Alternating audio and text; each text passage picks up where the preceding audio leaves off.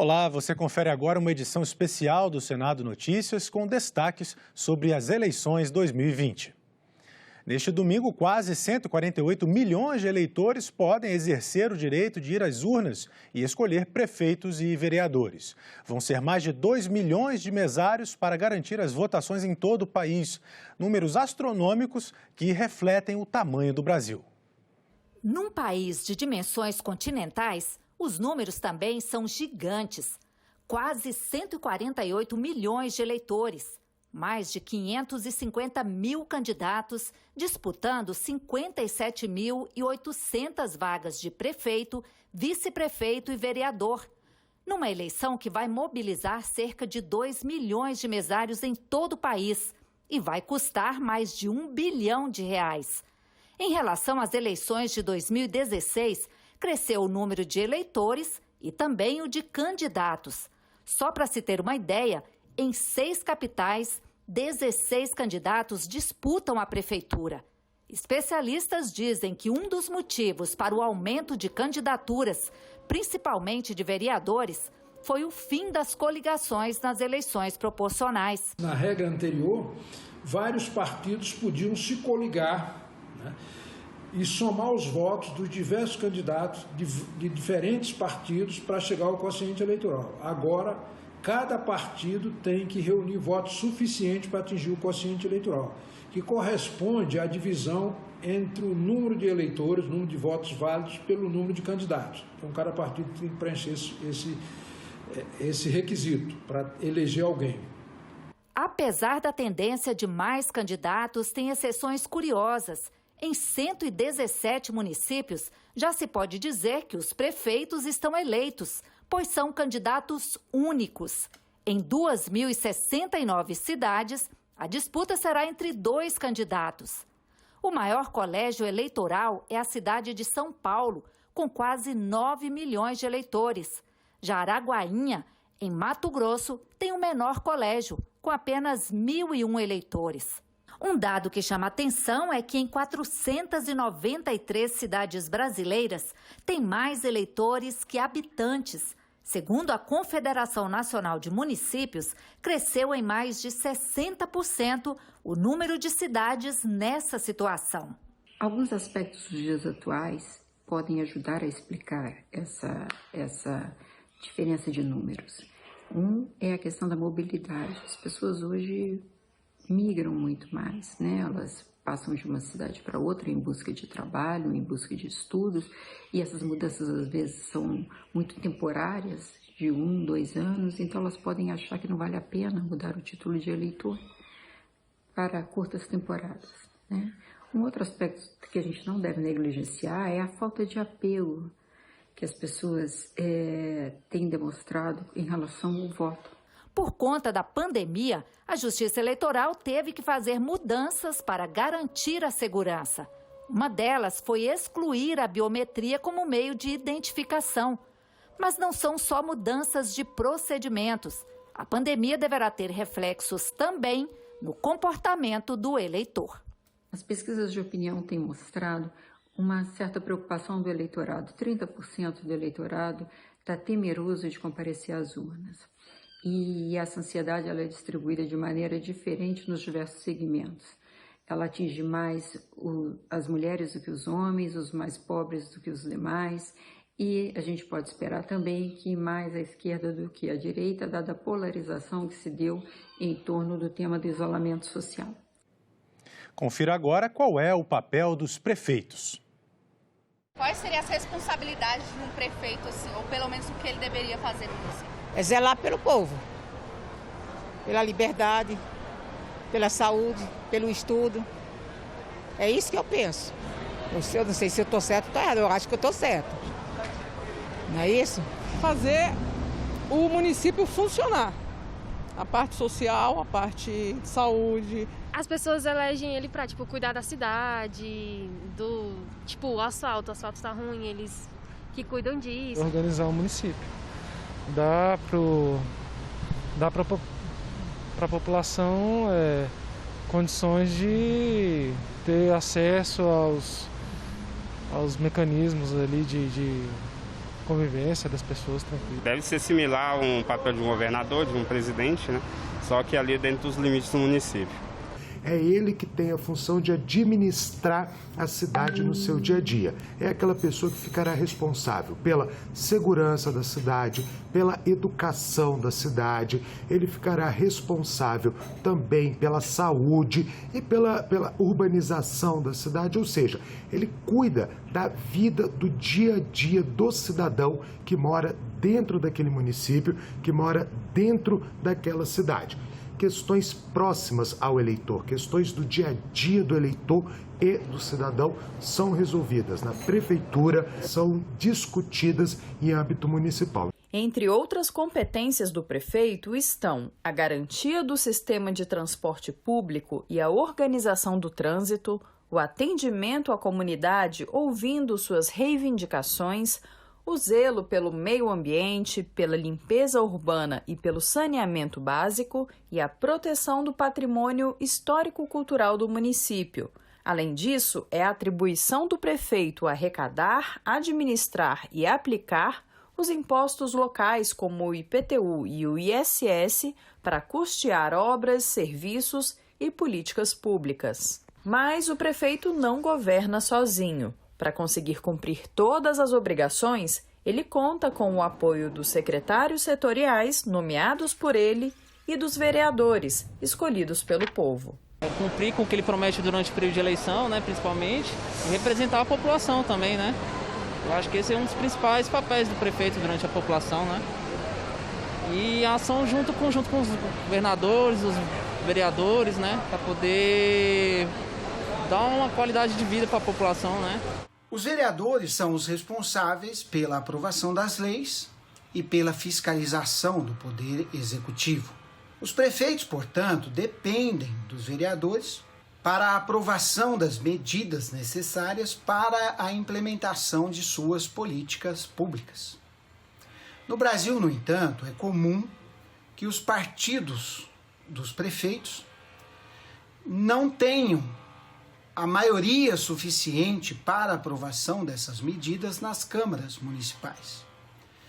Nesses casos, os prefeitos precisam formar as chamadas coalizões, ou seja, precisam compartilhar os seus governos com outros partidos que compõem as câmaras municipais. Nós podemos notar que é por meio da política que podemos solucionar os nossos problemas coletivos e promover o desenvolvimento de interesse de toda a sociedade. Por esses motivos, é fundamental que participemos do processo eleitoral e que escolhamos os nossos representantes conscientemente. E as eleições municipais deste ano trazem uma novidade. Não são mais permitidas as coligações partidárias para a eleição de vereador. E em todo o país, são mais de 500 mil candidatos concorrendo a uma das 58.208 vagas em disputa nas câmaras municipais. No dia 15 de novembro, os eleitores vão às urnas escolher os vereadores que irão representá-los nas câmaras municipais pelos próximos 4 anos. Como integrante do Poder Legislativo Municipal, o vereador tem um papel parecido com o dos deputados e senadores, só que restrito à esfera municipal. O vereador, em particular, e a Câmara dos Vereadores, é uma esfera extremamente próxima à vida do cidadão. Uma audiência pública no Senado, na Câmara dos Deputados, em Brasília, né? Ela é uma atuação importante, mas geograficamente e fisicamente, claro, distante dos cidadãos. Enquanto que a Câmara dos Vereadores é o local mais próximo da vida dos cidadãos. A Câmara Municipal, ela funciona como assim, um criador de leis ou um fiscalizador do Executivo. O papel dela é esse. Né? Ela ou faz leis voltadas dentro do que a lei orgânica do município permite e acompanha o que o Executivo está fazendo em nome da comunidade. O vereador é o representante da comunidade perante o Poder Executivo. Saber quais são as atribuições dos vereadores e dos prefeitos é importante para que os eleitores consigam identificar se as promessas de campanha feitas pelos candidatos são viáveis. O vereador, ele não pode dizer que vai ter atos na gestão municipal. Por outro lado também, o vereador, ele tem aquela atribuição da elaboração legislativa, mas da elaboração legislativa municipal. Por exemplo, fazer legislação sobre o trânsito é uma competência de uma legislação federal. Ele não constrói, ele não faz obra, quem faz é o executivo. O papel do vereador é fiscalizar isso. Nesta eleição, serão mais de 58 mil vereadores eleitos dentre os quase 520 mil candidatos distribuídos nos 5.568 municípios do país. O número de vereadores em cada cidade depende do tamanho da população.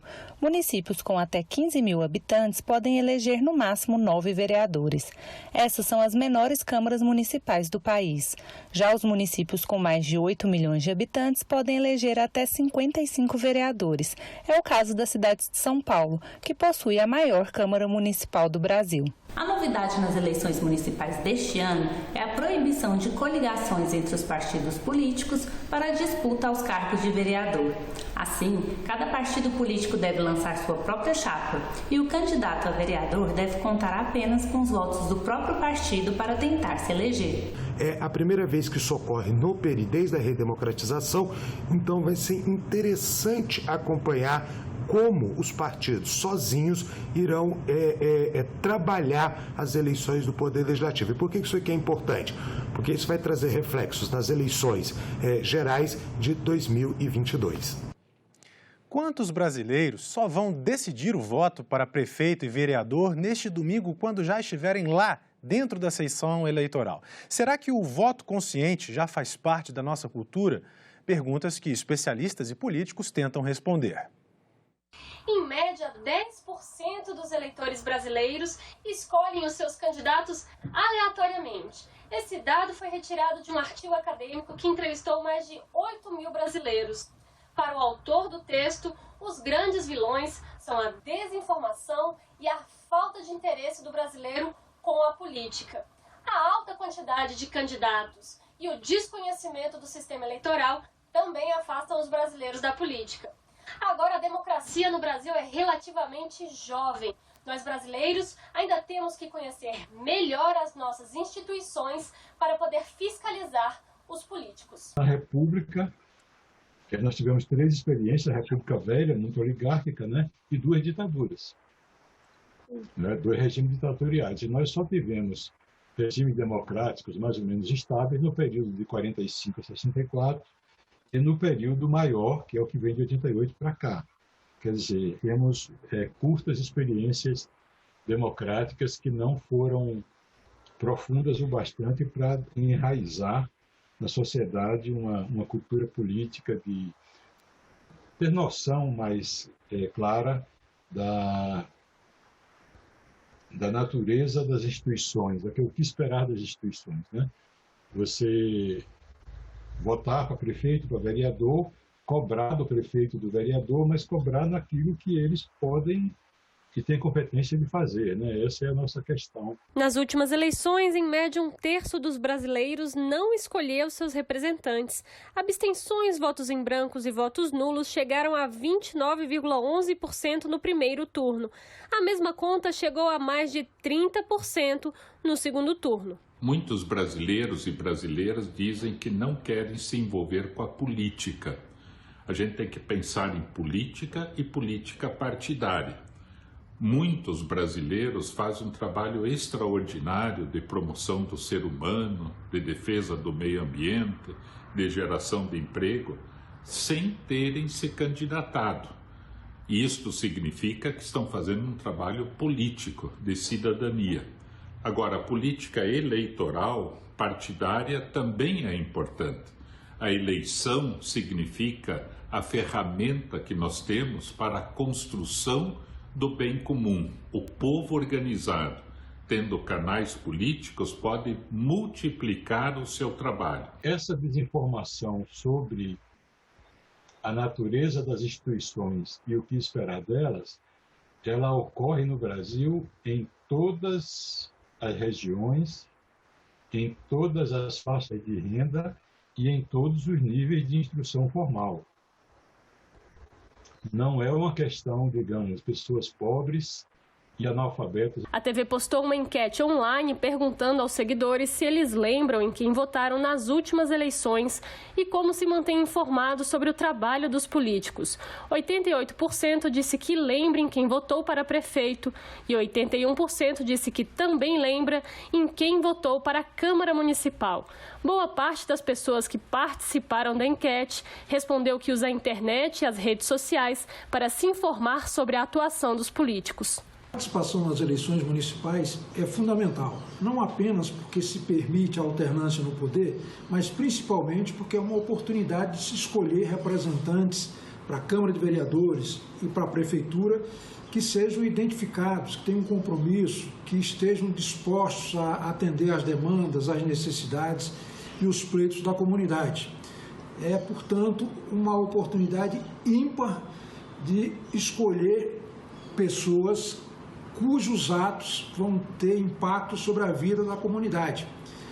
As pessoas vão ser afetadas pelas decisões do prefeito, da Câmara de Vereadores, na dimensão de usuário de serviço público, na dimensão de consumidor, na dimensão de contribuinte, na dimensão de habitante daquela localidade, de modo que é fundamental a participação. O responsável pelo voto é você, eleitor. Por isso, é importante que o cidadão vote consciente em candidatos comprometidos com toda a nossa sociedade, com aqueles que estão em todo o nosso país. Lembre-se, não é só votar, mas acompanhar o trabalho do parlamentar, guardar o nome, o partido do candidato, para fiscalizar e cobrar lá na frente. É preciso acabar com essa história de candidatos ou candidatas que prometem e não cumprem. Quase 20 mil candidatos disputam os cargos de prefeitos nos 5.570 municípios brasileiros nas eleições deste domingo. E quais vão ser os desafios desses futuros gestores?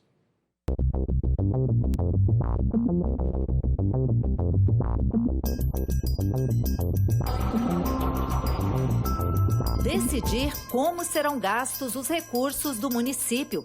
Cuidar de serviços essenciais como limpeza urbana, iluminação pública, urbanização, transporte coletivo, atendimento básico de saúde, educação infantil e ensino fundamental.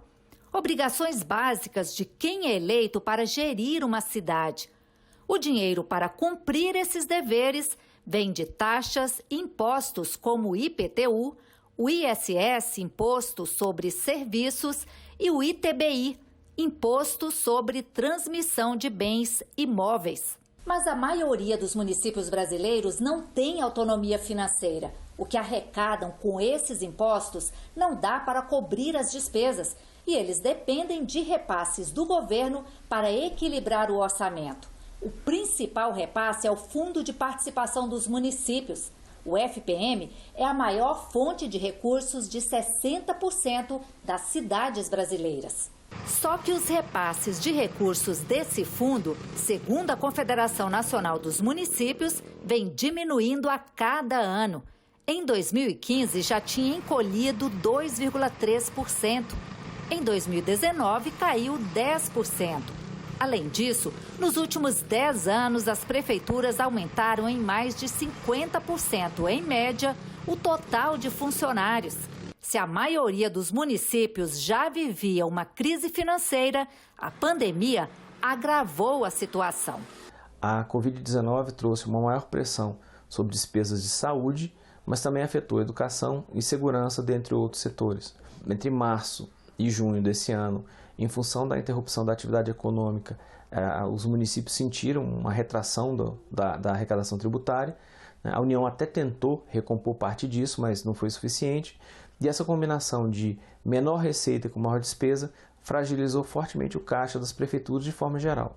Os municípios brasileiros, por um levantamento da Confederação Nacional de Municípios, a nossa CNM, está prevendo uma queda na arrecadação de março a dezembro, na ordem de 74 bilhões de reais.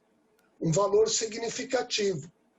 Boa parte desses valores a gente conseguiu construir com o governo, com o Congresso Nacional, a recomposição de receitas e auxílios emergenciais na área da saúde, da assistência social e da cultura também. O município de Baturité, no Ceará, tem mais de 30 mil habitantes.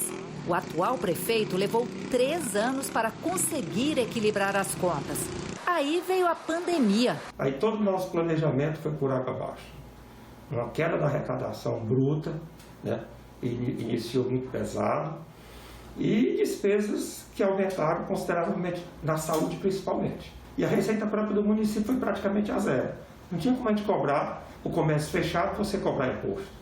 As pessoas sem emprego, você cobrar imposto. Especialistas apontam que 2021 não será um ano fácil para os municípios e trará muitos desafios para os futuros prefeitos.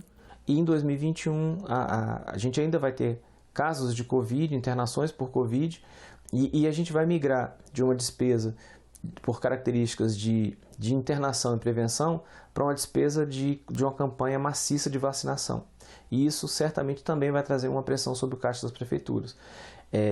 Essa pressão conjuntural, ela já agrava uma situação estrutural que havia e fragilizou muito a situação dos prefeitos que vão assumir agora em 2021. 2021 vai ser um ano particularmente difícil para os municípios, porque eles não vão poder receber tanta ajuda federal como eles receberam este ano. Provavelmente a União não vai prorrogar o auxílio, o estado de calamidade pública. Com esse estado de calamidade pública, as regras fiscais da União foram suspensas. Com isso, ela pôde fazer repasses a estados e municípios de forma mais facilitada, justamente para enfrentar esse problema de calamidade pública, que é a pandemia com o Covid, o novo coronavírus. Nós estamos, desde já, levando ao Congresso Nacional e ao governo federal esta preocupação por conta das dificuldades que, com certeza, os novos gestores terão pela frente, especialmente no ano de 2021. O senador Confúcio Moura, que foi prefeito por 2 mandatos, faz uma avaliação do cenário econômico para os novos administradores municipais. Tem muita coisa grande para fazer. E vamos fazer uma ação de cada vez. E torcer para que a gente aqui no Congresso Nacional aprove as reformas. Uma delas o Pacto Federativo, a reforma emergencial, todas elas irão ajudar muitos municípios. E a criatividade local, a importância da dinamização da economia local. Cada município tem as suas potencialidades. E cabe ao prefeito buscar o SEBRAE, buscar outras inspirações, outras orientações, para que ele possa fazer um bom mandato, cumprir as suas promessas de campanha e ter um bom resultado. É isso que um ex-prefeito como eu tenho a falar e recomendar a todos vocês. E apesar da pandemia, triplicou o número de pessoas que se inscreveram espontaneamente para trabalhar como mesário na eleição municipal deste ano. Serão mais de 1 milhão de voluntários. Os dados do Tribunal Superior Eleitoral mostram um aumento de 220% no número de mesários que se inscreveram voluntariamente para trabalhar nas eleições deste ano. O total de inscritos triplicou em relação às últimas eleições municipais de 2016. O resultado da campanha Mesário Voluntário surpreendeu o tribunal, que esperava um número menor por causa da pandemia de coronavírus. Os mesários são responsáveis por controlar todo o movimento na sessão eleitoral, desde organização da fila até conferência de documentos e identificação do eleitor. Desde o dia 1º de setembro, os mesários estão recebendo treinamento online, uma forma de manter o distanciamento social. Além das aulas, eles têm acesso a um aplicativo da Justiça Eleitoral, com todas as informações e vídeos sobre como devem agir nos dias de votação. Dá só uma olhada.